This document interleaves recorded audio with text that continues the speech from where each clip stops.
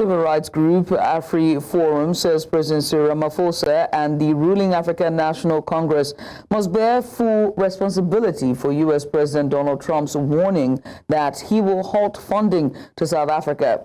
AfriForum CEO Kallie Kriel echoed Trump's claims, saying certain groups in South Africa face discrimination and unfair treatment. News Central's Bongani Siziba has more. Over funding cuts to South Africa, the AfriForum is standing firm in its stance that President Cyril Ramaphosa is to blame for the Trump's administration decision. Let's take a listen to the organization's concerns that underpins their views.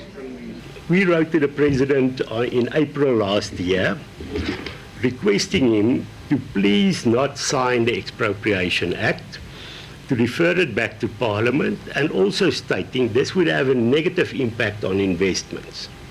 We were simply ignored. So if we want to blame somebody, the President was warned and he simply ignored it. It was also the President that signed the Bella Act. We had negotiations, but in the end it showed that the presidency negotiated in bad faith. They even denied going to an agreement while the presidency's signature is there. The AfriForum bases its stance over several key ANC policies, including land expropriation without compensation, which they see as a threat to property rights and economic growth. Can now just say, well, we're taking this land and we are acting with regard to the reasons in Section 12.3 of the Act. One of the key concerns raised by the AfriForum is the treatment of minorities in South Africa. The organization claims that ANC policies have created an environment in which minorities are increasingly marginalized and persecuted. What President Trump said, that groups are treated very badly. What the facts are in this regard, and again, it was done by President Ramaphosa. He signed the Bella Act. The Bella Act treats the Afrikaans community very badly. And the reason I'm saying so, it specifically targets the existence of Afrikaans schools and Afrikaans children. We spoke to ordinary citizens on the streets to gauge their reactions to the funding cuts. Here is what they had to say.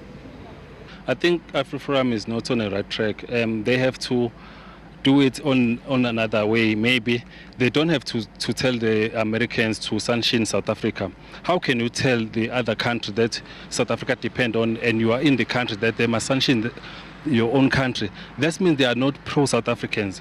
For the aid, I think Cyril Ramaphosa must try and make some means to negotiate with the Americans or Donald Trump, since there are many people who are dependent on the US aid and some aid that are coming from Americans. But on the AfriForum side, they must check how they can deal with this, not call for sanctions to South Africa.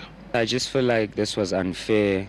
I feel like South Africa didn't get a fair chance on, the ongoing situation that Trump is setting out for us. But also, I want to elaborate on the fact that, it also affects the ones in poverty, the ones in need of the aid.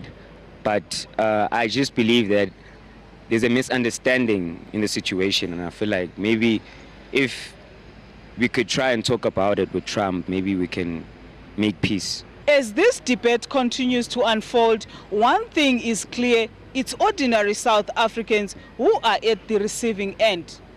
In Johannesburg, for News Central, Bongani, Siziba.